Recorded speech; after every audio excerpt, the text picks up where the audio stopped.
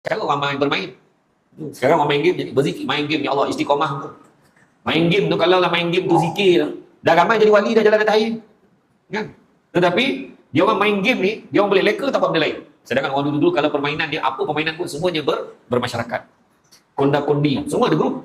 Main baling slipper, ada grup. Main baling apa? Main rounders. Kan? Pakai kayu api kenduri. Mula-mula kayu tu, selumbar tu masuk kayu itulah jadi. Dulu. Sekali yang pokok tu besar bak terus sampai dekat pokok tu hutan sampai maghrib lagi. Dulu main bola tiang goreng pakai slipper je. Dulu nampak tak orang dulu main. Bila tak sampai tiang.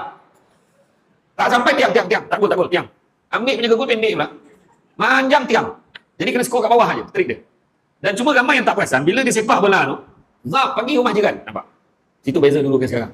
Sepak bola pergi rumah jiran, bukan semua orang boleh unding dengan rumah. Kan? Mat kau pergilah mat, kau baik dengan pakcik ni mat. Oh, ilah. Dia pun pergi. Assalamualaikum. Cik, saya nak ambil bola boleh tak pakcik? Lah, kenapa sepak bola kuat sampai macam ni? Tu lah pakcik, saya dah cakap dengan dia orang. Wah, dia sepak tadi ni. Dia sambung main. Tu main tu. Tu belum cerita lagi main galah panjang.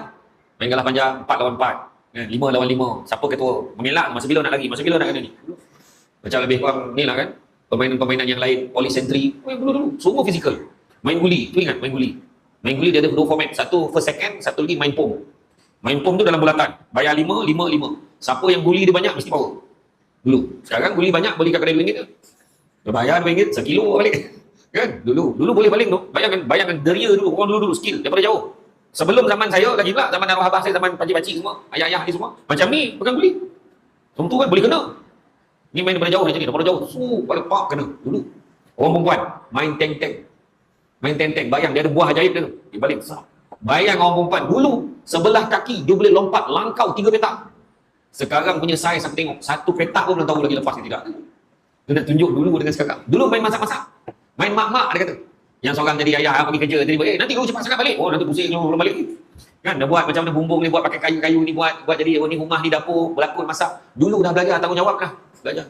Dulu mana ada patung babi tu mahal. Barbie, mahal. Dia beli apa? Yang patung yang pasar malam yang kertas tu, dia tukar baju, tukar apa, RM2. Nampak tak dulu? Dia kata keadaan dulu yang tak ada sekarang. Dulu tak ada fast food order online pun ada. Sekarang ni dia jadi kemudahan bukan untuk orang order online saja, tetapi termasuk untuk geng triple white dan geng plastik hitam. Bayangkanlah bulan puasa dulu sibuk cari mana kedai yang buka ni kan, yang geng tak puasa. Sekarang order online, cara tak bakul dekat atas tembok, ambil duit kat situ dekat note tu. Bayangkan sekarang pandai betul dah sekarang, sangat strategi untuk tak berpuasa tu. Bayangkan. Sekarang tu sebab cabaran dia kan, online aja. Sekarang ni order masak, order sate, order apa, zap orang datang rumah. Ya Allah sempat kau masak, alah sikit aja, wah semua order. Nampak tak kan? Ya, perlu kalau tidak beratur pergi beli. Kalau lambat beli habis. Orang pisang